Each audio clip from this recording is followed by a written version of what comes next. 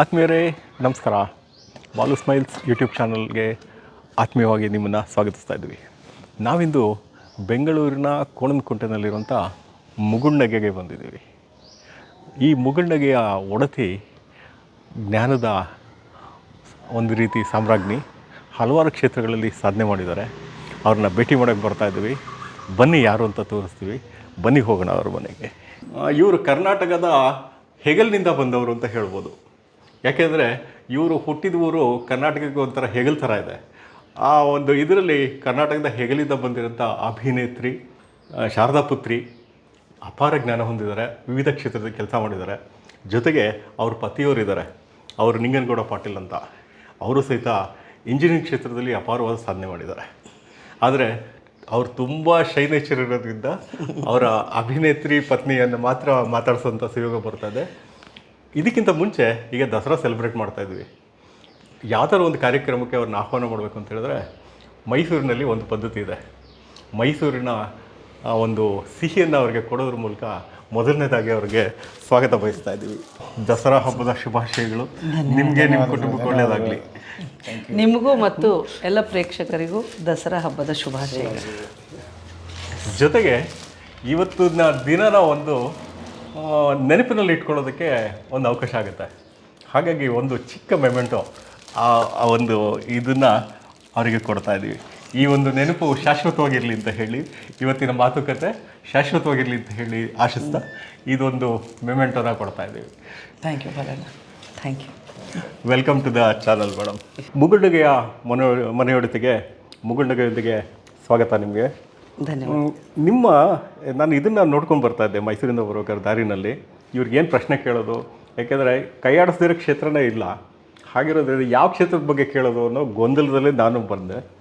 ಸರಿ, ಏನೇ ಆಗಲಿ ಶುರು ಮಾಡೋಣ, ಪ್ರತಿಯೊಬ್ಬರಿಗೊಂದು ಬಾಲ್ಯ ಇರುತ್ತಲ್ಲ ಅಂತ ಹೇಳಿಬಿಟ್ಟು ಬಾಲ್ಯದಿಂದನೇ ಶುರು ಮಾಡೋಣ.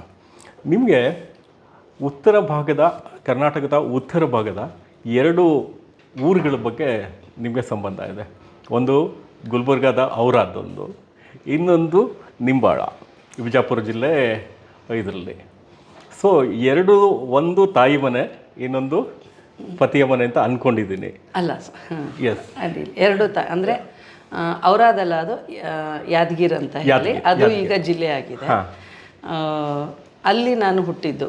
ನನಗೆ ಅಲ್ಲಿಯ ಯಾವ ನೆನಪುಗಳು ಇಲ್ಲ. ನನ್ನ ತಾತ ಅಂದರೆ ನನ್ನ ತಾಯಿ ತಂದೆ ಅಲ್ಲಿ ಕೆಲಸ ಮಾಡ್ತಾಯಿದ್ರು, ಅಗ್ರಿಕಲ್ಚರ್ ಆಫೀಸರ್ ಆಗಿ. ಹಾಗಾಗಿ ಟ್ರಾನ್ಸ್ಫರ್ ಆಗುವಂಥ ಟ್ರಾನ್ಸ್ಫರೇಬಲ್ ಜಾಬ್ ಆದ್ದರಿಂದ ನಾನು ಹುಟ್ಟಿದ್ದು ಅಲ್ಲಿ.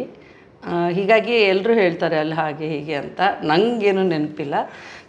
ನಿಂಬಾಳ ಏನಿದೆ ಅದು ನನ್ನ ತವರು ಮನೆ, ಅಂದರೆ ನನ್ನ ತಂದೆ ಊರು. ನನ್ನ ತಾಯಿ ಊರು ಬಂದು ಅಚ್ಚನೂರು ಅಂತ ಹೇಳಿ ಬಾಗಲಕೋಟೆ ಜಿಲ್ಲೆಯಲ್ಲಿದೆ. ನಿಂಬಾಳದ ನೆನಪುಗಳು ಕೂಡ ನನಗೆ ಇಲ್ಲ ಅಂತಲ್ಲ, ಸಾಕಷ್ಟಿವೆ. ಆದರೆ ಅಪ್ಪ ಸರ್ಕಾರಿ ವೈದ್ಯರಾದ್ದರಿಂದ ಟ್ರಾನ್ಸ್ಫರ್ ಆಗ್ತಾಯಿತ್ತು. ಹೀಗಾಗಿ ಉತ್ತರ ಕರ್ನಾಟಕದ ಸಾಕಷ್ಟು ಊರುಗಳ ಜೊತೆಗೂ ಕೂಡ ಒಂದು ಅನುಬಂಧ ಅಥವಾ ಅಲ್ಲಿಯ ನೆನಪುಗಳಿವೆ. ಸೊ ಈಗ ನಿಂಬಾಳ ಅಂದ ತಕ್ಷಣವೇ ನೆನಪಾಯಿತು. ನಿಂಬಾಳದಲ್ಲಿ ನಿಮ್ಮ ಪ್ರಾಥಮಿಕ ಶಿಕ್ಷಣವೂ ಅಲ್ಲೇ ಆಗುತ್ತೆ ಅಂದ್ಕೊಳ್ಳಿ. ಇಲ್ಲ, ನನ್ನ ಪ್ರಾಥಮಿಕ ಶಿಕ್ಷಣ ಮೊದಲಿಗೆ ಬಿಜಾಪುರದಲ್ಲಿ ಆಗುತ್ತೆ. ಬಿಜಾಪುರದಲ್ಲಿ ನನ್ನ ತಾಯಿ ಬಂದು ಸೆಟ್ಲಾಗಿದ್ದು. ನನ್ನ ತಾತ ಮತ್ತು ಅಜ್ಜಿ ಎಲ್ಲ ಬಿಜಾಪುರದಲ್ಲಿ, ಸೊಲ್ಲಾಪುರದ ರೋಡದಲ್ಲಿ KHB ಕಾಲನಿ ಅಂತ ಇದೆ, ಅಲ್ಲಿ 4ನೇ ತರಗತಿವರೆಗೂ ನಾನು ಅಲ್ಲಿ ಓದಿದೆ. ಆಮೇಲೆ 5ನೇ ತರಗತಿಯಿಂದ ಸಿಂದಗಿ ತಾಲೂಕು, ಬಿಜಾಪುರದ ಅಂದರೆ ಈಗ ವಿಜಯಪುರ ಅಂತ ಏನು ಹೇಳ್ತಾರೆ, ಸಿಂದಗಿ ತಾಲೂಕಲ್ಲಿ ಮೋರುಟಿಗೆ ಅಂತ ಇದೆ, ಅಲ್ಲೊಂದು 2 ವರ್ಷ ಓದಿದೆ. ಅದಾದಮೇಲೆ ರಾಯಚೂರು ಜಿಲ್ಲೆಯ ಆಗಿತ್ತು, ಈಗ ಕುಷ್ಟಗಿ ಜಿಲ್ಲೆಯ ದೋಟೆಹಾಳ ಅಂತ ಇದೆ, ಇಳಕಲ್ ಸಾರಿ ಅಂತ ಎಲ್ಲ ಮಾತಾಡ್ತೀವಲ್ಲ, ಅದ್ರ ಪಕ್ಕದಲ್ಲಿ. ಅಲ್ಲಿ ನನ್ನ ಮಾಧ್ಯಮಿಕ ಮತ್ತು ಪ್ರೌಢಶಾಲೆ ಆಗಿದ್ದು ಅಲ್ಲಿ ದೋಟೆಹಾಳದಲ್ಲಿ. ಮತ್ತೆ ವಾಪಸ್ ಕಾಲೇಜಿಗೆ ಬಂದಾಗ ಬಿಜಾಪುರಕ್ಕೆ ಬಂದ್ವಿ. ಸೊ ಇದಿಷ್ಟು ಆಲ್ಮೋಸ್ಟ್ ಉತ್ತರ ಕರ್ನಾಟಕದ 4-5 ಜಿಲ್ಲೆಗಳು ಪೂರ್ತಿ ನೀವು ನಿಮ್ಮ ಜೀವನ ಪಯಣ ಸಾಗಿದೆ. ಸೊ BSc ಎಲ್ಲಿ ಮಾಡಿದ್ದು? BSc ಬಿಜಾಪುರದಲ್ಲಿ ಮಾಡಿ. BSc ಮಾಡಿದ್ದು KCP science and SB arts college ಅಂತ.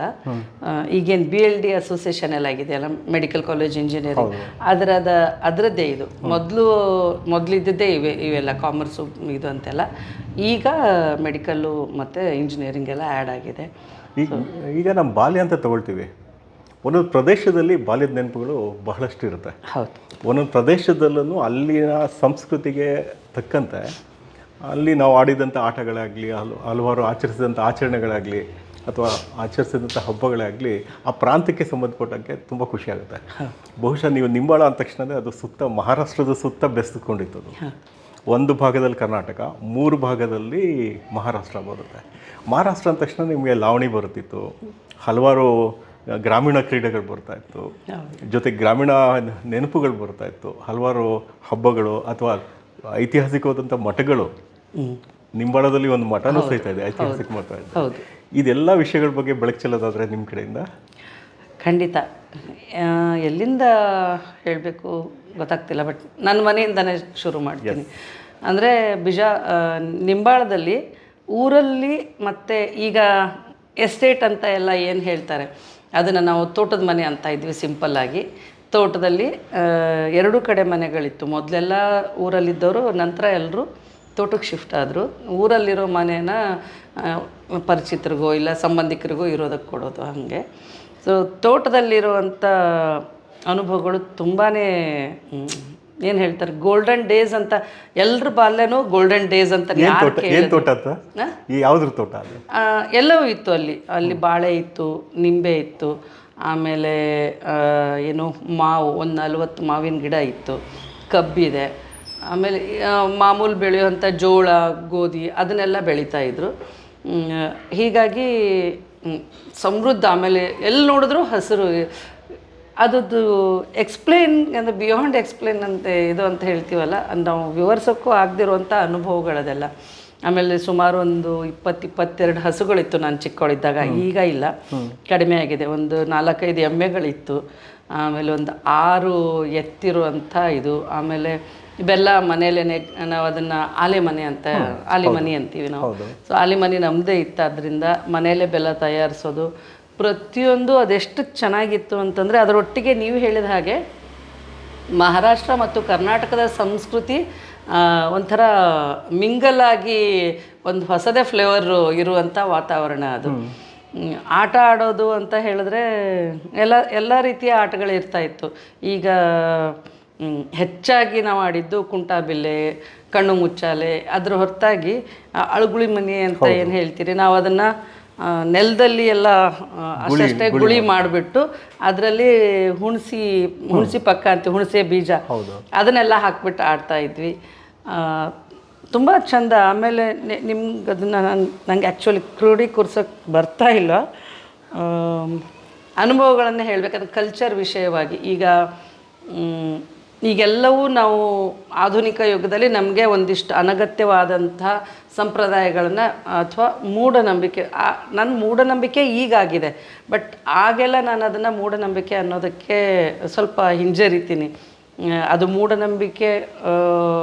ಮೂಢನಂಬಿಕೆ ಆಗಿ ಬದಲಾಗೋದಕ್ಕೆ ಹೊರಗಡೆಯ ಸಮಾಜದ ರಾಜಕಾರಣ ಅಥವಾ ವ್ಯವಸ್ಥೆಯ ರಾಜಕಾರಣ ಮುಖ್ಯ ಆಗುತ್ತೆ.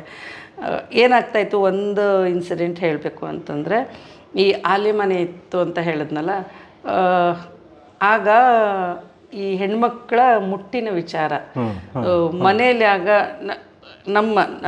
ನಮ್ಮ ಕಮ್ಯುನಿಟಿನಲ್ಲಿ ಅಂದರೆ ಲಿಂಗಾಯತ ಕಮ್ಯುನಿಟಿನಲ್ಲಿ ಹೇಗಿದೆ ಅಂದರೆ, ಮುಟ್ಟು ಕಂಡ ತಕ್ಷಣ ತಲೆ ಸ್ನಾನ ಮಾಡಿಬಿಟ್ರೆ ಮುಗೀತು ಅಂತ.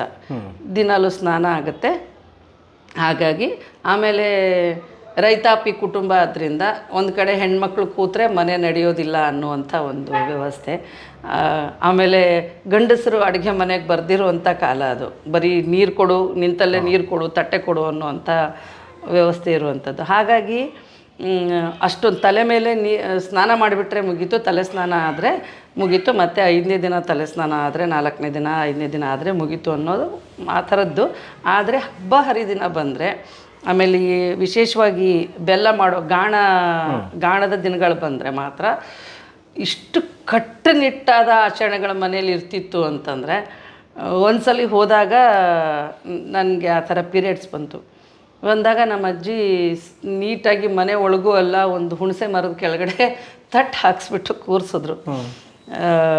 ನಂಗೆ ಸಿಕ್ಕಾಪಟ್ಟೆ ಮುಜುಗರ. ಹೋಗೋರು ಬರೋರೆಲ್ಲ ಛೇಡಿಸ್ತಾ ಇದ್ದಾರೆ, ನೋಡ್ತಾ ಇದ್ದಾರೆ. ಗಂಡಸರು ನೋಡದೇ ಇದ್ದರು ನೋಡಿದ ತಕ್ಷಣ ಗೊತ್ತಾಗತ್ತಲ್ಲ.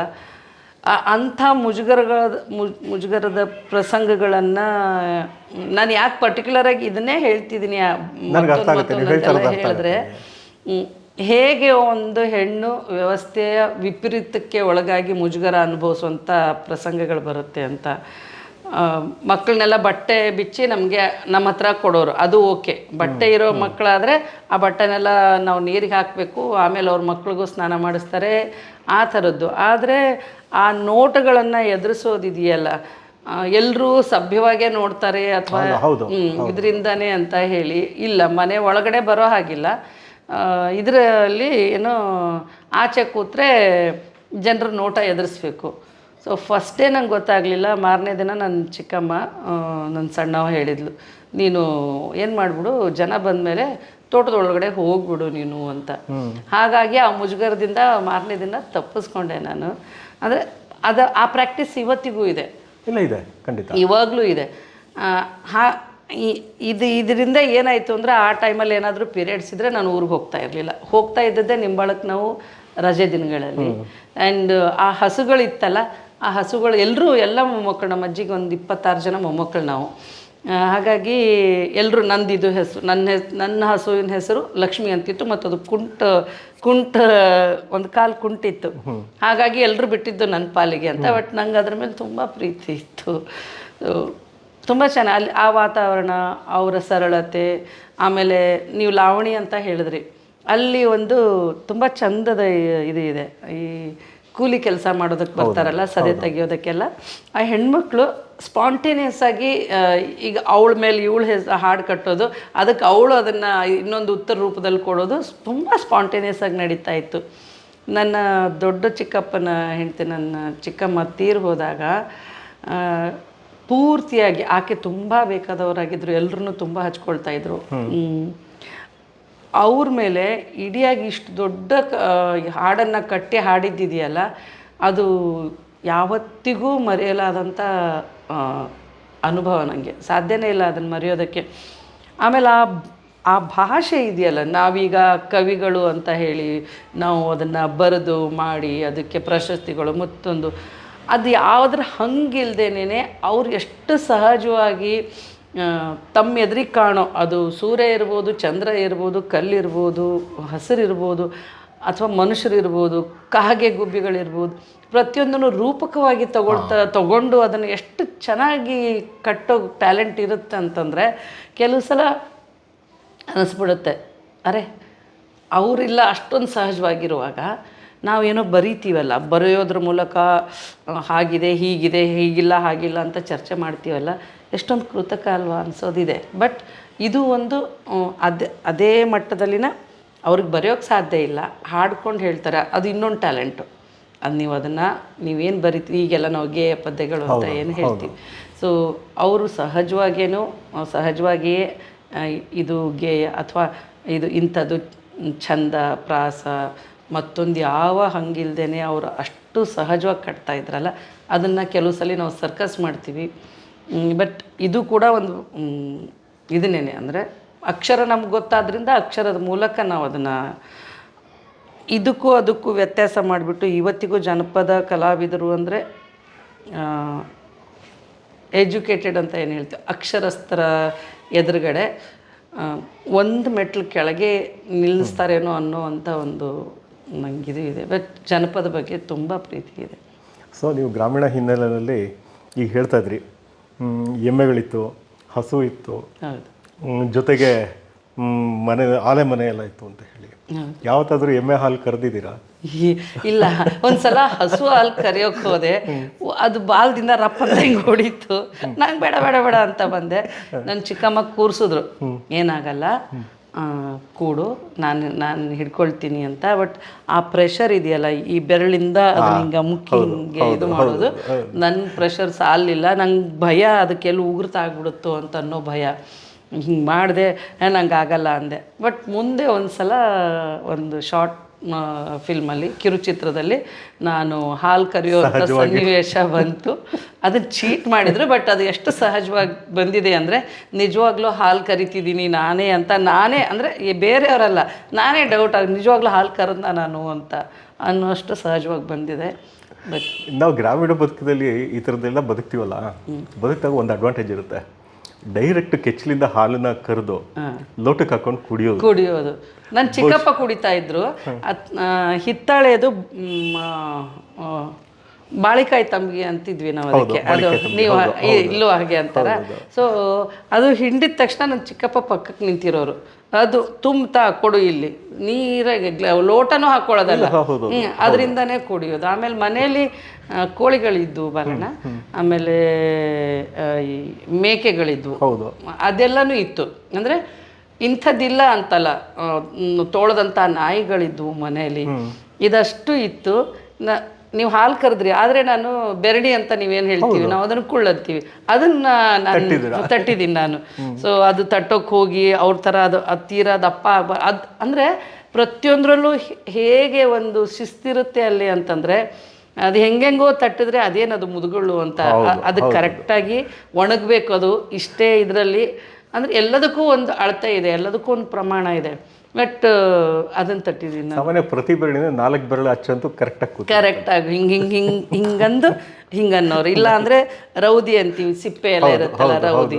ಸೊ ಅದ್ರ ಮೇಲೆ ಹಾಕಿ ಇದು ಮಾಡಿದ್ರೆ ಬಿಸಿಲು ಕೆಳಗಡೆ ರೌದಿ ಇರುತ್ತೆ, ಅಂಟ್ಕೊಳ್ಳಲ್ಲ. ಆ್ಯಂಡ್ ಆ ರೌದಿ ಉರುವಲು ಕೂಡ, ಹಾಗಾಗಿ ಅದ್ರ ಮೇಲೆ ಬಿಟ್ಟರೆ ಗೋಡೆಗೆ ಆ ಥರ ಎಲ್ಲ ಮಾಡಿದ್ದಾರೆ. ಅದನ್ನು ಮಾಡಿದ್ದೀನಿ. ಆಮೇಲೆ ರಂಗೋಲಿ ಎಲ್ಲ ತೋಟ ಅಲ್ವಾ, ರಂಗೋಲಿ ಕಲ್ಲುಗಳು ಸಿಗೋದು ಬಿಳಿ ಬಿಳಿದೆಲ್ಲ ತಂದು ಅದನ್ನೆಲ್ಲ ಕುಟ್ಟಿ ರಂಗೋಲಿ ಮಾಡಿ ಅದನ್ನು ಮಾಡಿದ್ದೀವಿ. ಆಮೇಲೆ ನಮ್ಮ ಅಜ್ಜಿ ಏನು ಮಾಡೋರು, ನಮ್ಮ ತಂದೆ ತಾಯಿ ಸಂಗಮ್ಮ ಅಂತ ಹೇಳಿ ಅವ್ರು ಇದ್ದಿದ್ರೆ ನಾವೆಲ್ಲ ರೇಗಿಸ್ತಾ ಇದ್ದೀವಿ, ನೀನೇನಾದರೂ ಒಂದು 4 ಅಕ್ಷರ ಕಲ್ತಿದ್ರೆ ಪ್ರಧಾನಮಂತ್ರಿ ನೀನೇ ಆಗಿರುವೆ ಅಂತ ಹೇಳಿ. ಅಷ್ಟೊಂದು ಖಡಕ್ಕು, ಶಿಸ್ತು ಮತ್ತು ಜಾಣೆ. ಅವ್ರು ನಮ್ಗೆ ಏನು ಮಾಡ್ತಿದ್ರು, ನಿಂಗೆ ಎಷ್ಟು ಏನು 1 ಸೊಲ್ಗಿ ಅಂದರೆ ದುಡ್ದು, 2 ಸೇರು ಅಂದರೆ 1 ಸೊಲ್ಗಿ.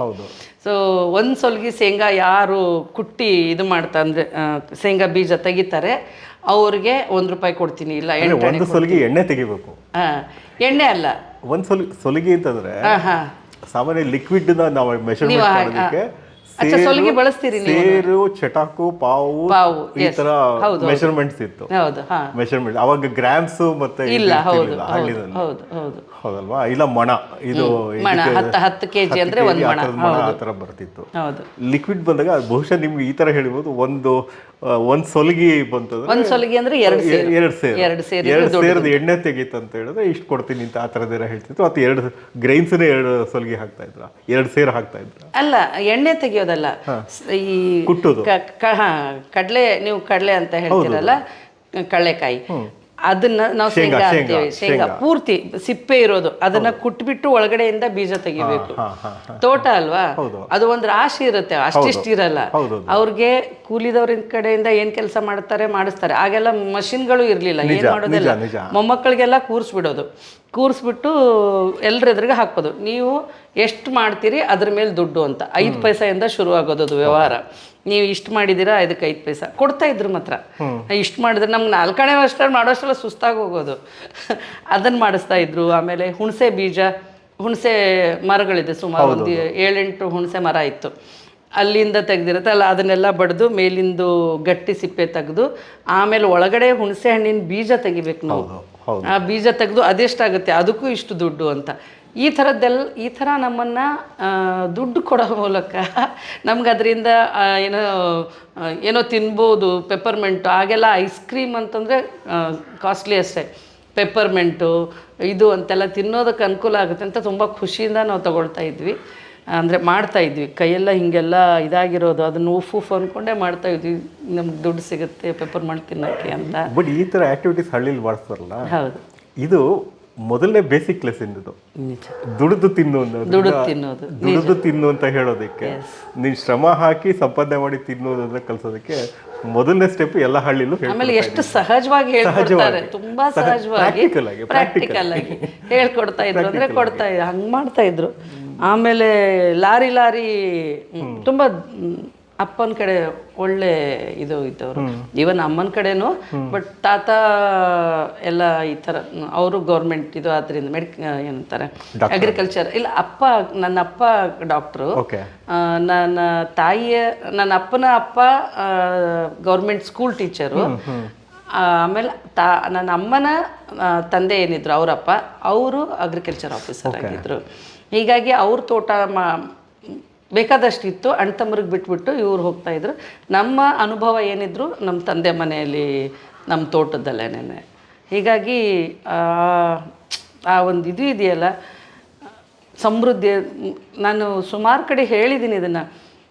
ಓದ್ತಾ ಇದ್ವಿ ನಾವು, ಏನು ಕಾದಂಬರಿ ಓದೋ ಹುಚ್ಚು ನನಗೆ ಚಿಕ್ಕವಳಿದ್ದಾಗಿಂದ ಜಾಸ್ತಿ. ಅದರಲ್ಲಿ ವಿಶೇಷವಾಗಿ ಸಾಯಿ ಸುತೇರ್, H.G. ರಾಧಾದೇವಿ, ಆ ಥರದವರ ಉಷಾ ನವರತ್ನರಾಮ್ ಅವ್ರದ್ದೆಲ್ಲ ಇದರಲ್ಲಿ ಹೇಗೆ ಬರೋದು ಅಂತಂದರೆ, ಅವ್ರದ್ದೊಂದು ಎಸ್ಟೇಟ್ ಇರುತ್ತೆ, ಹಡಗಿನಂಥ ಒಂದು ಮರ್ಸಡೀಸ್ ಕಾರ್ ಬಂದು ಪೋರ್ಟಿಕೋ ಕೆಳಗಡೆ ನಿಲ್ಲುತ್ತೆ.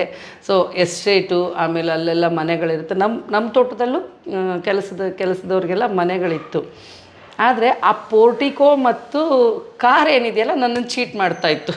ಅದಂದರೆ ಏನೋ ಅದು ಭವ್ಯ ಅಂತ ಲೆಕ್ಕ. ನನ್ನದೇ ತೋಟ ಅಷ್ಟು ಭವ್ಯವಾಗಿದೆ without car and that portico ಅನ್ನೋದ್ರ ಬಗ್ಗೆ ಕಲ್ಪನೆ ಬರ್ದೇನೆ ನಾವು ತೋಟದಲ್ಲಿರೋರು. ಅದು ಎಸ್ಟೇಟ್ ಅಂದರೆ ಏನೋ ಮಹಾ ಅನ್ನೋಂಗಿತ್ತು. ಆಮೇಲೆ ಬರ್ತಾ ಬೇರೆ. ಆಮೇಲೆ ಅಲ್ಲಿ ಹಳ್ಳಿಗಳಲ್ಲಿ ಎಷ್ಟು ಚೆನ್ನಾಗಿರುತ್ತೆ ಅಂದರೆ, ಈಗ ಬಿಡಿ ಅಲ್ಲೂ ಆಂಟಿ ಅಂಕಲ್ ಸಂಸ್ಕೃತಿ ಬಂದೋಗಿದೆ. ಬಟ್ ಅಲ್ಲಿ ಎಲ್ಲರೂ ಯಾರೋ ಅತ್ತೆನೇ ಆಗ್ತಾರೆ, ಯಾರೋ ಚಿಕ್ಕಮ್ಮನೇ ಆಗ್ತಾರೆ. ಅದು ಜಾತಿ ಅಂತಿಲ್ಲ, ಎಂಥದಿಲ್ಲ. ಯಾರೋ ಮಾವನೇ ಆಗ್ತಾರೆ, ಕಾಕ ಆಗ್ತಾರೆ, ಅಣ್ಣ ಆಗ್ತಾನೆ, ಏನಿಲ್ಲ ದೊಡ್ಡಮ್ಮ. ಹೀಗಾಗೋದ್ರ ಮೂಲಕ ಒಂದು ಬಾಂಡಿಂಗ್ ಇದೆಯಲ್ಲ, ಅಲ್ಲಿ ಜಾತಿ ಅಡ್ಡ ಬರೋದೇ ಇಲ್ಲ. ಜಾತಿ ಯಾವಾಗ ಬರುತ್ತೆ ಅಂತಂದರೆ, ನಿಜವಾಗ್ಲೂ ಹೇಳ್ತೀನಿ, ಹಳ್ಳಿನೇ ಎಷ್ಟೋ ವಾಸಿ ಅಂತ ಅನಿಸ್ಬಿಡುತ್ತೆ ನನಗೆ ಎಷ್ಟೋ ಸಲ. ಇಲ್ಲಿ ಪ್ರತಿಯೊಂದಕ್ಕೂ ಜಾತಿ ಅಂತ ಬರೋ ಸಿಟಿ ವಾತಾವರಣಕ್ಕೂ ಅಲ್ಲಿ ಎಲ್ರಿಗೂ ಗೊತ್ತಿರುತ್ತೆ. ಮತ್ತು ಅಲ್ಲಿ ಸ್ಟ್ರಾಂಗ್ ಪ್ರಾಕ್ಟೀಸ್ ಇರುತ್ತೆ ಜಾತಿದು. ಬಟ್ ಸ್ಟಿಲ್ ಏನಾಗುತ್ತೆ ಅಂದರೆ, ಒಂದು ಸಾಮಾಜಿಕ ಅಥವಾ ಸಾಂಸ್ಕೃತಿಕ ಕಾರ್ಯಕ್ರಮ ಅಂತ ಏನಾದರೂ ಬಂದರೆ ಎಲ್ಲರೂ ಚಿಗವ ದೊಡ್ಡಪ್ಪ ಈ ಥರದ್ದು ಒಂದು ಸಂಬಂಧನೇ, ಮಗಳು ಸೊಸೆ ಈ ಥರ ರೇಗಿಸ್ಕೊಂಡು ಮಾಡಿಕೊಂಡು ಏನಿದ್ರು ಅಲ್ಲಿ ಸಂಬಂಧಗಳಲ್ಲಿ ಬರುತ್ತೆ. ಸಂಬಂಧ ಮಾಡುವಾಗ ನಮ್ಮ ಜಾತಿಯವ್ರನ್ನೇ ಇದು ಮಾಡಬೇಕು ಅಂತ. ಈ ಉಳಿದು ಯಾವ ಕೆಲಸದಲ್ಲೂ ಅವರು ತುಂಬ ಆತ್ಮೀಯತೆ ಇದೆಯಲ್ಲ, ಅದು ಈಗ ಬಹುಶಃ ಅಲ್ಲೂ ಕಡಿಮೆ ಆಗಿದೆ, ಇಲ್ಲೂ ಕಡಿಮೆ ಆಗಿದೆ. ಬಟ್ ನಾನು ಅಂದ್ಕೊಳ್ಳೋದು ಯಾವಾಗಲೂ ಏನಂದರೆ, ನಮ್ಮ ಪೀರಿಯಡ್ ಗೋಲ್ಡನ್ ಪೀರಿಯಡ್ ಅಂತ. ಆ ಬಾಲ್ಯದ ಮುಗ್ಧತೆಯೂ ಒಂದು ಕಾರಣ ಇರ್ಬೋದು. ಈ ಒಳಗಡೆಯ ಸೂಕ್ಷ್ಮಗಳನ್ನು ಮಕ್ಕಳು ಅಷ್ಟೊಂದು ಗಮನಿಸೋಕ್ಕಾಗಲ್ವಲ್ಲ. ಬಟ್ ಚಂದ. ಇವತ್ತಿಗೂ ನನಗೆ ಅಲ್ಲಿ ಹೋದರೂ ಏನ ಸೊಸೆಯ ಅಂತ ಮಾತಾಡಿಸ್ತಾರೆ, ಏನ ಮಗಳ ಅಂತ ಮಾತಾಡ್ತಾರೆ, ಯಾಕ ಮಾವನ ಮಗಳ ಅಂತ ಮಾತಾಡ್ತಾರೆ. ಖುಷಿ ಆಗುತ್ತೆ. ಅದೇನೋ ಒಂದು ಆತ್ಮೀಯತೆ ಇರುತ್ತಲ್ಲ ಅದರಲ್ಲಿ. ನಿಜವಾಗ್ಲೂ ಬಾಲ್ಯ ಚಂದ. ಆ್ಯಕ್ಚುಲಿ ಒಂದೊಂದು ಪ್ರಾಂತದಲ್ಲೂ ಭಾಷೆ ಸೊಗಡು ತುಂಬ ಚೆನ್ನಾಗಿರುತ್ತೆ. ಹೌದು. ಈಗ ನೀವು ಸೊಸೆಯ ಹೇಳಿದ್ರಿ, ಏನೋ ಮಗಳ ಹೇಳಿದ್ರಿ. ಹೌದು. ಪ್ರಾಂತ್ಯದಿಂದ ಪ್ರಾಂತ್ಯಕ್ಕೆ ಭಾಷೆ ಬೇರೆ ಬೇರೆ ಆಗ್ತಾ ಹೋಗುತ್ತೆ. ಹಾಗೆ ನಿಮ್ಮ ನೆನಪಿನ ಬುತ್ತಿನ ಇನ್ನೊಂದಷ್ಟು ಇದು ಮಾಡ್ತಾ ಹೋದಾಗ ಗ್ರಾಮೀಣ ಕ್ರೀಡೆಗಳು ಅಂತ ಬರುತ್ತೆ. ನೀವು ಈಗ ಹೇಳಿದ್ರಿ, ಸಣ್ಣ ಮಣೆ, ಚಂದೆ ಮಣೆ ಇನ್ನು ಇದು ಬರುತ್ತೆ. ಹುಣಸೆ ಬೀಜನ ತಗೊಂಡು ಅದೆಲ್ಲ ಗುಳಿ ಮಾಡಿ ಮಾಡ್ತಾ ಇದ್ವಿ. ಜೊತೆಗೆ ಮಹಾರಾಷ್ಟ್ರ ಮತ್ತು ಇದಕ್ಕೆ ಸಂಬಂಧಪಟ್ಟಂತೆ ಕೆಲವು ವಿಶೇಷವಾದ ಆಟಗಳಿದೆ. ಕಬಡ್ಡಿ ಅದರಲ್ಲೊಂದು, ಆಮೇಲೆ ಸರಿಗೆರೆ ಆಟ ಅಂತ ಒಂದು, ಸರಿಗೆರೆ ಆಟ ಅಂತ ಹೇಳಿ. ಸೊ ಆಮೇಲೆ ಇನ್ನೊಂದು ನಾವು ಅದಕ್ಕೆ ಮರ್ತೋಗಿದ್ದೀನಿ, ಅದೇನು ಒಂದು ಕಡ್ಡಿ ಇರುತ್ತೆ, ಅದನ್ನ ನಾವು ಒಂಥರ ಕಲ್ ಮೇಲೆ ಇಟ್ಕೊಳ್ಬೇಕು. ಅಲ್ಲೆಲ್ಲ ತಗೊಂಡೋಗಿ ಒಂದು ಸ್ಥಳಕ್ಕೆ ಇದು ಮಾಡೋದು. ಅದಕ್ಕೆ ಏನು ಹೇಳ್ತಾರೆ ಮರ್ತಿದ್ದೀನಿ. ಆಮೇಲೆ ಲಗೋರಿ ಇದೆಯಲ್ಲ, ಲಗೋರಿ ಆಡಿದ್ದೀನಿ. ಚಿನ್ನಿ ದಾಂಡು ಹುಡುಗರು ಆಟ ಅಂತ ಹೇಳ್ತಾರೆ, ಅದನ್ನ ಆಡಿದ್ದೀನಿ. ಆಮೇಲೆ ಗೋಲಿ, ನಮ್ಮಲ್ಲಿ ಗೋಟಿ ಅಂತೀವಿ ನಾವು ಅದನ್ನು, ಗೋಲಿ ಆಟ ಆಡಿದ್ದೀನಿ. ಅವೆಲ್ಲವೂ ಈಗ ಬೇರೆಯವ್ರು ಬಿಟ್ಟಾಕಿ ನನ್ನ ಮೊಮ್ಮಕ್ಕಳಿಗೆ ಅಂದ್ಕೊಂಡಿದ್ದೀನಿ, ಅವರಿಗೆ ನಾನು ಇದನ್ನೆಲ್ಲ ಕಲಿಸ್ಬೇಕು ಅಥವಾ ಇಲ್ಲೇನೇ ಮಾಡೋಣ ಅಂತ. ಬಟ್ ಅದೆಲ್ಲವೂ ಇಷ್ಟು ಚಂದದ ಅನುಭವಗಳು ಅಂತ ಹೇಳಿದ್ರೆ ಹಳ್ಳಿಲೂ ಕಡಿಮೆ ಆಗ್ತದೆ. ಈ ಹಳ್ಳಿಲೂ ಈಗ ಕ್ರಿಕೆಟು, ವಾಲಿಬಾಲು ಇದಂಥದ್ದು. ಸ್ಕೂಲು, ಹೈಸ್ಕೂಲ್ ದಿನಗಳಲ್ಲಿ ವಾಲಿಬಾಲು, ಖೋ ಖೋ ಇದರಲ್ಲೆಲ್ಲ ಸೈ. ಬಟ್ ಈ ಹಳ್ಳಿ ಆಟಗಳನ್ನು ನೀವೇನು ಹೇಳ್ತೀರಾ. ಆಮೇಲೆ ಒಡಪುಗಳು, ಒಡಪು ಹೇಳಿ ಅದನ್ನ ಒಗಟು ಒಡಪು ಅಂದ್ರೆ ಅಲ್ಲಿ ಒಡಪು ಆ ಕಡೆ ಬರುತ್ತೆ. ಅಲ್ಲ ಒಡಪು ಇಲ್ಲ ಒಗಟೆ. ಒಡಪು ಅಂದ್ರೆ ಅಲ್ಲಿ ಗಂಡನ ಹೆಸರು ಹೇಳೋದಕ್ಕೆ ಒಂದಿಷ್ಟು ಏನೋ ರೂಪಕಗಳನ್ನ ಕೊಟ್ಟು ಒಂದಿಷ್ಟು ಇದನ್ನ ಮಾಡಿ ಗಂಡನ ಹೆಸರು ಹೇಳೋದು, ಅದು ಒಡಪು ಹೇಳೋದು. ಒಗಟುಗಳ ಬಿಡಿಸೋದಿದೆಯಲ್ಲ, ಅದು ಕೂಡ ಎಷ್ಟು ಚಂದದ ಆಟ ಆಗಿತ್ತು ಆಗ ಅಂತಂದರೆ, ನಮ್ಗೆ ಗೊತ್ತಿಲ್ಲದೇನೆ ನಾವು ಇನ್ನೇನು ಅಂದರೆ ಒಂದು ವಿಷಯದ ಒಳಗಡೆ ಹೋಗೋದಕ್ಕೆ, ಅದ್ರ ಬಗ್ಗೆ ಯೋಚನೆ ಮಾಡೋದಕ್ಕೆ ಒಗಟುಗಳು ಎಷ್ಟು ಚೆನ್ನಾಗಿ ಹೆಲ್ಪ್ ಮಾಡ್ತವೆ ಅಂದರೆ ಅದೆಲ್ಲನೂ ಮಾಡ್ತಾ ಇದ್ವಿ. ಸೊ ಇದು ಹಳ್ಳಿ ಕಡೆಯಿಂದ ಬಂದರೆ, ಬಿಜಾಪುರದಲ್ಲಿ ನಾನು ಅಜ್ಜಿ ಮನೇಲಿ ಕಲ್ತಿರೋದು. ಫಸ್ಟ್ ಸ್ಟ್ಯಾಂಡರ್ಡಿಂದ 4th ಸ್ಟ್ಯಾಂಡರ್ಡ್ವರೆಗೂ ಅಲ್ಲಿ ಬಿಜಾಪುರದಲ್ಲಿ ಕಾನ್ವೆಂಟಲ್ಲಿ ಕಲ್ತಿದ್ದು. ಅಲ್ಲಿ ಪ್ರೊಫೆಸರ್ ಹಂಡಿ ಅಂತ ಇದ್ದರು, ಸಂಗಮನಾಥ್ ಹಂಡಿ ಅಂತ. ಅವರು ತುಂಬ ಒಳ್ಳೆ ಜ್ಞಾನಿ ಮತ್ತು ಒಳ್ಳೆ ಸಾಹಿತಿ ಅವರು. ಅವ್ರ ಮನೇಲಿ ಯಾವಾಗಲೂ ಚರ್ಚೆ ಆಗೋದು ಸಾಹಿತಿಗಳದ್ದು. ನನಗೆ ಏನೂ ಗೊತ್ತಾಗ್ತಿರ್ಲಿಲ್ಲ, ಬಟ್ ತುಂಬ ಇಷ್ಟ ಆಗ್ತಾಯಿತ್ತು. ಅವ್ರು ಏನು ಮಾತಾಡ್ತಾರೆ ಗೊತ್ತಾಗ್ತಿರ್ಲಿಲ್ಲ. ಅವ್ರು ಗಹನವಾಗಿ ಅವ್ರದ್ದು ಇಷ್ಟು ದೊಡ್ಡದು ಒಂದು ಇದು ಅಂತ ಆದರೆ ಅವ್ರದ್ದು ನಾವು ಅದನ್ನು ಆಫೀಸ್ ರೂಮ್ ಅಂತ ಇದ್ವಿ, ಎದುರುಗಡೆದ ರೂಮು. ಅದ್ರ 3 ಬದಿಲಿ ಬುಕ್ಸ್ ರ್ಯಾಕು, ಗೋಡೆಗಳೆಲ್ಲ ಬುಕ್ಸು, ಒಂದು ಬದಿಲಿ ಮಾತ್ರ ಚೇರು ಅದೆಲ್ಲ ಇತ್ತು. ಅಲ್ಲಿ ಕೂತ್ಕೊಂಡು ಎಲ್ಲ ಬೆಂಗಳೂರಿಂದ ಧಾರವಾಡದಿಂದ ಬರೋ ಸಾಹಿತಿಗಳೆಲ್ಲ ಅವ್ರ ಮನೆಗೆ ವಿಸಿಟ್ ಕೊಡೋರು. ಅಲ್ಲಿ ಹೋಗಿ ಬಾಗಿಲ ಪಕ್ಕದಲ್ಲಿ ಹಿಂಗೆ ಬಾಗಿಲು ತೋಳಿಗೆ ಇದು ಆನಿಸ್ಕೊಂಡು ಇಣುಕಾಕಿ ನೋಡ್ತಾಯಿದ್ದೆ, ಏನು ಕೇಳ್ತಿದ್ದಾರೆ, ಏನು ಮಾತಾಡ್ತಿದ್ದಾರೆ ಅಂತ ಹೇಳಿ. ಒಳಗಡೆಯಿಂದ ಅವ್ರ ಹೆಂಡತಿ ಗದರ್ಸೋರು, ಹೇಯ್ ಹಂಗೆಲ್ಲ ದೊಡ್ಡವರೆಲ್ಲ ದೊಡ್ಡವರು, ವಿಶೇಷವಾಗಿ ಗಂಡಸರು ಅಂತೆಲ್ಲ ಇರುತ್ತಲ್ಲ, ಬಾಯಿ ಕಡೆ ಅಂತ ಕರೆಯೋರು. ನಂಗೆ ಅಲ್ಲಿ ಹೋಗೋದಿಲ್ಲ. ಅವ್ರು ಏನೋ ಮಾತಾಡ್ತಿದ್ದಾರೆ, ಏನು ಮಾತಾಡ್ತಿದ್ರು ನಿಜವಾಗ್ಲೂ ಅಜ್ಜಿವಾತ ಅರ್ಥ ಆಗ್ತಿರಲಿಲ್ಲ, ಬಟ್ ಆಸಕ್ತಿ ತುಂಬ ಇರ್ತಿತ್ತು. ಬಹುಶಃ ಅದು ನನ್ನ ಸಾಹಿತ್ಯದ ಆಸಕ್ತಿದೆ ಮೊದಲು ನೀರೆರೆದಿದ್ದು ಆ ವಾತಾವರಣ ಅಂತ ನನಗೆ ಅನಿಸುತ್ತೆ. ಜೊತೆಗೆ ನೀವಿದ್ದಂಥ ಊರು ಏನಿದೆ, ಒಂದು ಕಡೆ ಮಹಾರಾಷ್ಟ್ರ ಬರ್ತಾಯಿತ್ತು, ಒಂದು ಕಡೆ ಕರ್ನಾಟಕ ಬರ್ತಾಯಿತ್ತು. ಅಲ್ಲಿ 3 ರೀತಿಯ ಭಾಷೆಗಳು ಬರ್ತಾಯಿತ್ತು. ಒಂದು ಮರಾಠಿ, ಮತ್ತು ಹಿಂದಿ ಮಿಶ್ರಿತ ಕನ್ನಡ ಒಂದು ಕಡೆ, ಇನ್ನೊಂದು ಕಡೆ ಗುಲ್ಬರ್ಗ ಮಿಶ್ರಿತ ಕನ್ನಡ ಆ ಕಡೆ ಒಂದು ಬಂತು. ಇಲ್ಲ, ಗುಲ್ಬರ್ಗ ಬರೋದಿಲ್ಲ, ಈ ಕಡೆ ಮಹಾರಾಷ್ಟ್ರ, ಬಿಜಾಪುರದಲ್ಲಿ ಉರ್ದು ಮಿಶ್ರಿತ ಕನ್ನಡ, ಆಮೇಲೆ ಮರಾಠಿ ಮಿಶ್ರಿತ ಕನ್ನಡ ಮತ್ತೆ ಕನ್ನಡ, ನಮ್ಮ ಕನ್ನಡ. ಹೌದು, ಇದು 3 ಬರ್ತಾ ಇತ್ತು. ಹೌದು. ಜೊತೆಗೆ ಇದೆಲ್ಲ ತಗೊಂಡಾಗ ನಿಮ್ಗೆ ಸವಾಲ್ ಜವಾಬ್ ಅಂತ ಒಂದು ಇದು ಮಾಡ್ತಾ ಇದ್ರು. ಈ ಲಾವಣಿಗಳಲ್ಲಿ ಕೆಲವು ಸವಾಲ್ ಹಾಕ್ತಾರೆ, ಅವ್ರಿಗೆ ಉತ್ತರ ಕೊಡೋದು, ಈ ಥರದ್ದೆಲ್ಲ ಇತ್ತು. ಈ ಥರದ ನೆನಪುಗಳೇನಾರು ಇದೆಯಾ ನಿಮ್ಮಲ್ಲಿ? ಇಲ್ಲ, ಅದೇ ಅಪ್ಪಂಗೆ ಆದ್ರೆ ಒಗಟು ತರನೇ ಅದು ನಾನು ಅದನ್ನ ನೋಡಿದ್ದೀನಿ, ಬಟ್ ನಾನು ಅದರಲ್ಲಿ ಇನ್ವಾಲ್ವ್ ಆಗಿದ್ದಿಲ್ಲ. ನಾನೀಗ ಹೇಳಿದ್ನಲ್ಲ, ನನ್ನ ದೊಡ್ಡ ಚಿಕ್ಕಪ್ಪ, ಅಪ್ಪನ ತಮ್ಮ, ಅಪ್ಪನೇ ದೊಡ್ಡವರ ಮನೆಗೆ, ಡಾಕ್ಟರ್ RL ಅವರಾದಿ ಅಂತ ಹೇಳಿ, ರಾಜಶೇಖರ್ ಅವರಾದಿ. ಸೊ ಅವ್ರ ತಮ್ಮ ಪಂಡಿತ ಅಂತ ಹೇಳಿ, ಅವರ ಶ್ರೀಮತಿ ನನ್ನ ಚಿಕ್ಕಮ್ಮ ಏನಿದ್ರು, ಇಬ್ಬರು ಅಂದರೆ ಒಬ್ಬರು ಹೆರಿಗೆಯಲ್ಲಿ ತೀರ್ಕೊಂಡ್ರು, ಆಮೇಲೆ ಇನ್ನೊಂದು ಮದುವೆ ಆಯಿತು. ಇಬ್ಬರು ಈ ಸವಾಲ್ ಜವಾಬಲ್ಲಿ ಎಷ್ಟು ನಿಪುಣರು ಅಂತಂದರೆ, ಈಗಲೂ ಯಾವಾಗಲಾದರೂ ಇಲ್ಲಿ ಬಂದರೆ, ಅವ್ರೇನಾದರೂ ಬಂದರೆ ನಿಮ್ಮನ್ನು ದಯವಿಟ್ಟು ಕರಿತೀನಿ ಬನ್ನಿ ನೀವು, ಒಂಥರ ಖಜಾನ ಇದ್ದಂಗೆ ಅವರು. ತುಂಬ ಎಕ್ಸ್ಪರ್ಟ್ ಅವರು. ಒಬ್ರಿಗೊಬ್ರು ಕೊಡ್ತಗೊಳ್ಳೋದು ಆ ಥರದ್ದು. ಅಗೇನ್ ಕೆಲ್ಸಕ್ಕೆ ಬರೋರ ಜೊತೆಗೆ ನಾನು ಒಂದು ಮಧ್ಯದಲ್ಲಿ ನಿಮ್ಗೆ ತೊಂದರೆ ಕೊಡ್ತೀನಿ ಸರಿ. ಈಗ ಸವಾಲ್ ಜವಾಬ್ ಅನ್ನೋದು ಕೆಲವ್ರಿಗಷ್ಟೇ ಗೊತ್ತಿದೆ. ವಾಸ್ತವವಾಗಿ ಸವಾಲ್ ಜವಾಬ್ ಅನ್ನೋದು ಏನು? ಯಾಕಂದ್ರೆ ತುಂಬಾ ಜನಕ್ಕೆ ಗೊತ್ತಿಲ್ಲ. ಯಾಕಂದ್ರೆ ಈಗ ಈ ಒಂದು ಪ್ಲಾಟ್ಫಾರ್ಮ್ ಇಂದ ಸವಾಲ್ ಜವಾಬ್ ಏನು ಅಂತ ಬಂದರೆ ನಾವಿಬ್ರು ಸವಾಲ್ ಜವಾಬ್ ಅಂತ ಮಾತಾಡ್ತೀವಿ. ಸವಾಲ್ ಜವಾಬ್ ಅಂದ್ರೆ ಉತ್ತರ, ಸವಾಲ್ ಅಂದ್ರೆ ಪ್ರಶ್ನೆ. ಸೊ ಪ್ರಶ್ನೋತ್ತರ ಅದು ತುಂಬಾ ಇನ್ನೂ ಈಸಿ ಮಾಡಬೇಕು ಅಂತಂದ್ರೆ, ಕಿತ್ತೂರು ಚೆನ್ನಮ್ಮ ಸಿನಿಮಾ ಯಾರಾದ್ರೂ ನೋಡಿದ್ರೆ ಅದರಲ್ಲಿ ಈ ಪೋರ್ಷನ್ ಇದೆ. ಅವ್ರು ಒಂದು ಪ್ರಶ್ನೆ ಕೇಳ್ತಾರೆ, ಹೇಳು ಅಂತ ಹೇಳಿ, ನಂಗೆ ಆ ಹಾಡಿನ ಮೂಲಕ ಇದೆ. ಆಶಾ ಭೋಸ್ಲೆ ಇರ್ಬೇಕು ಅನ್ಕೊಳ್ತೀನಿ. ಹಾಡಿದ್ದು ಆಶಾ ಇರ್ಬೇಕು, ನಂಗೆ ಗೊತ್ತಿಲ್ಲ. ಸೊ ಅಲ್ಲಿ ಇದೆ, ಅದು ತುಂಬ ಚೆನ್ನಾಗಿದೆ. ಅದಕ್ಕೆ ಉತ್ತರ ಹೇಳಬೇಕು. ಗಂಡಸರು ಹೆಂಗಸರು ಗುಂಪಾಗ್ತಾರೆ, ನೀನು ಇದನ್ನ ಹೇಳಿ ನೋಡೋಣ, ಇದಕ್ಕೇನು ಆಗ್ಲೇ ನಾನು ಒಗಟು ಅಂತ ಏನು ಹೇಳದ್ನಲ್ಲ, ಆ ಒಗಟೇ ಸವಾಲ್ ಜವಾಬ್. ಸೊ ಅದು ನಡೀತಲೇ ಇತ್ತು. ಬಟ್ ನಮಗೆ ಅದನ್ನ ಕ್ರಿಯೇಟ್ ಮಾಡೋದು ಅಷ್ಟೆಲ್ಲ. ವ್ಯಕ್ತಿಗತವಾಗಿನೂ ಕೆಲವು ಪ್ರಶ್ನೆಗಳು ಬರುತ್ತೆ, ಘಟನೆ ಆಧಾರಿತ. ಕಾಲ್ ಎಳಿತಾರೆ, ಎಷ್ಟು ಚೆನ್ನಾಗಿ ಕಾಲ್ ಎಳಿತಾರೆ ಅಂತಂದ್ರೆ, ಒಂಥರ ಈಗ ಯಕ್ಷಗಾನದವ್ರು ಮಾಡ್ತಾರೆ ನೋಡಿ ಪಾತ್ರಗಳು.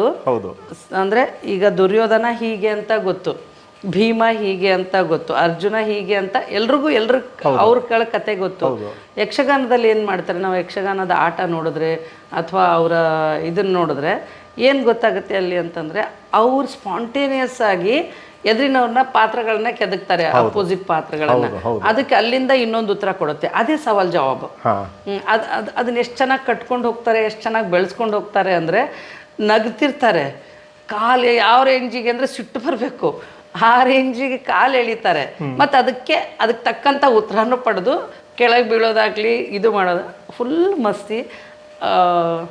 ಈ ಟಿ ವಿ ಮುಂದೆ ನಾವು ಏನು ಕೂತ್ಕೊಂಡು, ನಾನು ಒಬ್ಬ ಏನು ಹೇಳ್ತಾರೆ ಆ ಮಾಧ್ಯಮದಲ್ಲೇ ಕೆಲಸ ಮಾಡೋಳಾಗಿಯೂ ನಾನು ಈ ಮಾತು ಹೇಳ್ತಾ ಇದ್ದೀನಿ.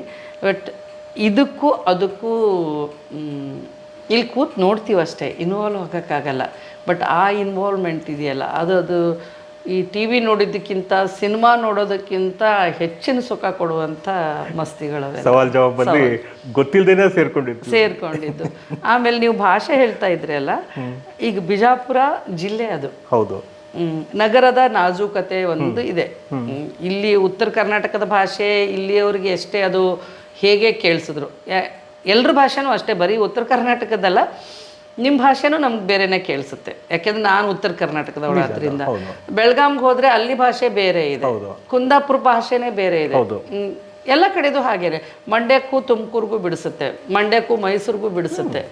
ಸೊ ಹಾಗೇನೆ ಬಿಜಾಪುರ ನೋಡಿ, ನಮ್ಗೆ ಅದು ವಿಜಯಪುರ ಅಂತ ಆದರೂ ಕೂಡ ಬಿಜಾಪುರ ಅನ್ನೋ ಹೆಸರಿನ ಮೇಲಿನ ಮೋಹ ನಮಗೆ ವಿಜಯಪುರ ಅನ್ನೋಕ್ಕೆ ಬಿಡ್ತಲೇ ಇಲ್ಲ.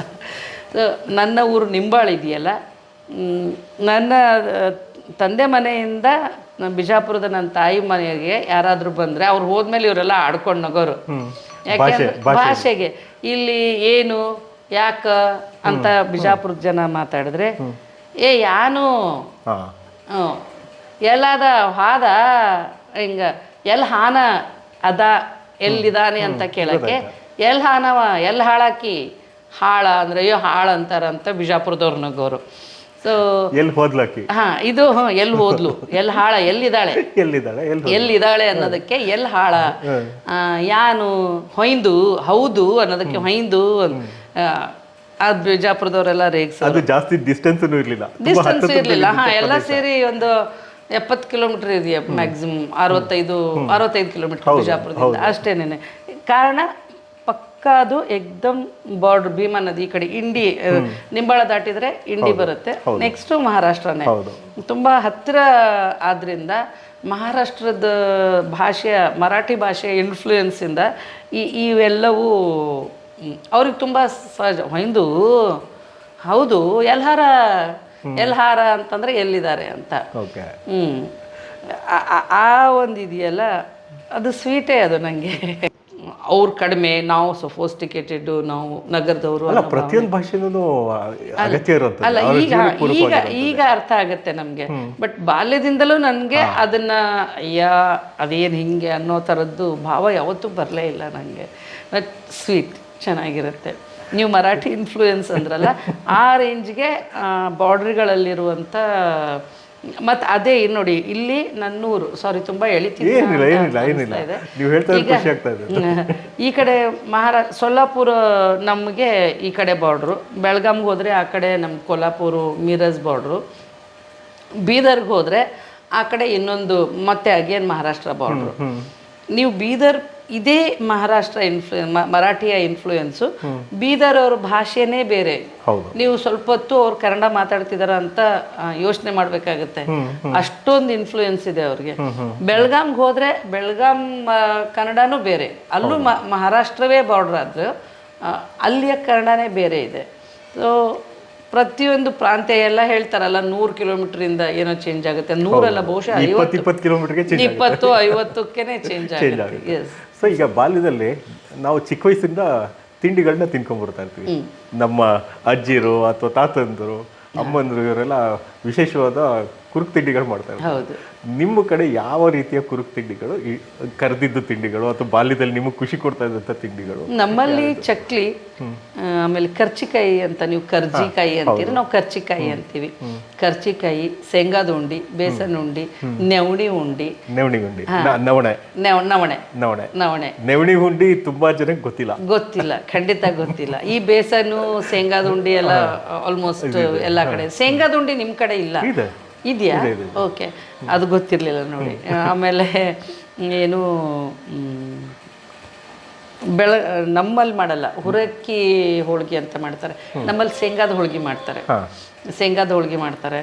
ಆಮೇಲೆ ರವೆ ಅಂತೂ ಅಲ್ಲೂ ಇದೆ, ರವೆ ಉಂಡೆ ಇಲ್ಲಿ ಇದೆ ಅಂತೆಲ್ಲ. ಸೊ ಈ ಥರದ್ದು ನಮ್ಮಲ್ಲಿ ಗೋಧಿ ಹುಗ್ಗಿ ಮಾಡ್ತಾರೆ. ಕುರುಕ್ಲು ತಿಂಡಿ ಅಂತಲ್ಲ, ಅದು ಹುಗ್ಗಿ. ಹುಗ್ಗಿ ಅಂತಂದರೆ ಇಲ್ಲಿ ನಿಮ್ಮಲ್ಲಿ ಗೋಧಿನ ಒಡೆದು ಅದನ್ನ ರವೆ ಮಾಡಿ ಮಾಡ್ತಾರೆ. ನಮ್ಮಲ್ಲಿ ಹಾಗಲ್ಲ, ಪೂರ್ತಿ ಗೋಧಿನ ಅದ್ರ ಮೇಲಿನ ಸಿಪ್ಪೆ ಮಾತ್ರ ತೆಗಿಯೋದು, ಕುಟ್ಟಿ ಅದಕ್ಕೊಂಚೂರು ನೀರು ಚಿಮ್ಕಿಸಿ, ಅದು ಸ್ವಲ್ಪ ಒದ್ದೆ ಆಗುತ್ತಲ್ಲ, ಸ್ವಲ್ಪ ಅದು ಬಿಡ್ಕೊಳ್ಳೋದಕ್ಕೆ ಅನುಕೂಲ ಆಗುತ್ತೆ. ಒರಳಲ್ಲಿ ಕುಟ್ತಾಯಿದ್ರು, ಒನಕೆಯಿಂದ, ಹಾರೆಯಿಂದ ಅಲ್ಲ. ಅವರು ಒರಳಲ್ಲಿ ಕುಟ್ಟೋದು ಕೂಡ ವ್ಯತ್ಯಾಸ ಇದೆ. ಸೊ ಹಾರೆಯಿಂದ ಕುಟ್ಟಿದ್ರೆ ಅದು ನುಚ್ಚಾಗಿಬಿಡುತ್ತೆ, ಒನಕೆ ಹಗುರವಾಗಿರುತ್ತೆ.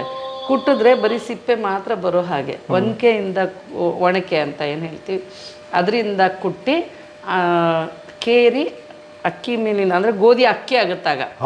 ಮೊದಲು ಗೋಧಿ ಇದ್ದದ್ದು ಸಿಪ್ಪೆ ಎಲ್ಲ ತೆಗೆದ್ಮೇಲೆ ಅದನ್ನು ಅಕ್ಕಿ ಅಂತ ಅಂತಾರೆ, ಗೋಧಿ ಅಕ್ಕಿ ಅಂತ, ಹುಗ್ಗಿ ಅಕ್ಕಿ ಅಂತಾರೆ.